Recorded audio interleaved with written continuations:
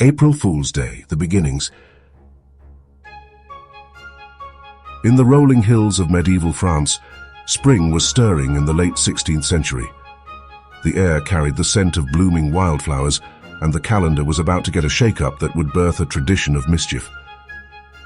It was the year 1564, and King Charles IX had just decreed a radical change.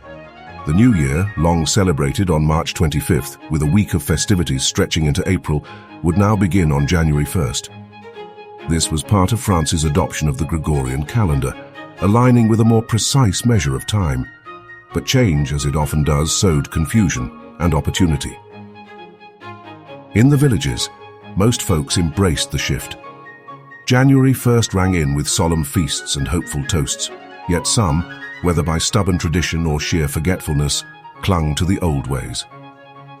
As March turned to April, these holdouts still marked the new year around April 1st, exchanging gifts and throwing parties under the budding trees. The modern crowd, amused by this outdated revelry, began to poke fun at them. What started as gentle ribbing, calling them April Fools for being stuck in the past, soon took a playful turn. One spring, in a hamlet near Paris, a clever baker named Etienne decided to escalate the jest. He crafted invitations to a grand New Year's feast on April 1st, luring the traditionalists to his shop. When they arrived, eager for celebration, he presented them with a tray of pastries, beautifully glazed but filled with salt instead of sugar. The crowd laughed, some spitting out the trick in mock outrage, and Etienne grinned, declaring, "A fool's feast for the fools of April." Word spread and soon others joined in, sending fake gifts like wooden coins or inviting friends to non-existent banquets. Across the Channel, England caught wind of this French folly. By the 17th century, the idea of April 1st as a day for pranks had taken root there too.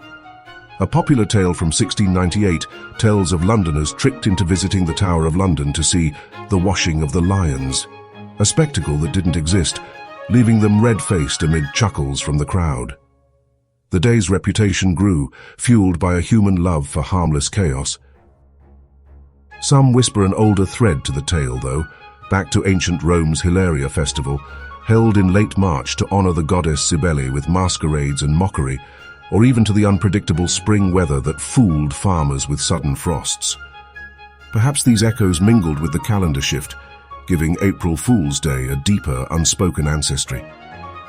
By the 18th and 19th centuries, it was a fixture across Europe and beyond. Newspapers joined the game. Think of the 1860s hoax about a grand exhibition of donkey racing in New York that never happened. The spirit of April first became a celebration of wit, a day when the wise could play the fool and the fool could outsmart the wise, all under the guise of spring's renewal. So, from a king's decree to a baker's prank, April Fool's Day emerged, a quirky accident of history seasoned with laughter and carried forward by the timeless joy of a well-played trick. And now the best of the story. In Scotland, April Fool's Day evolved into a two-day tradition known as Hunt the Gauk, with a quirky second day called Taily Day. While April first involved the familiar pranks, like sending someone on a fool's errand to hunt the Gauk, Gauk meaning a cuckoo or fool, April 2 took it a step further with a focus on the backside.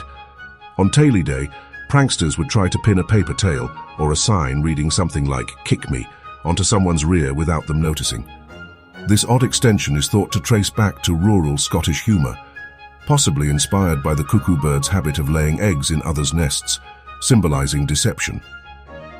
Unlike the single-day celebration in most places, this two-day mischief sets Scotland apart and hints at how local folklore could shape the broader April Fool's tradition. And now you know the best of the story. Hello Gary, Jayla, Jackson, Elizabeth, Matthias and Marisol. Please take a moment to like and subscribe. It'll help our little channel grow. If you like, subscribe, and put your name in the comments, we can give you a shout out too.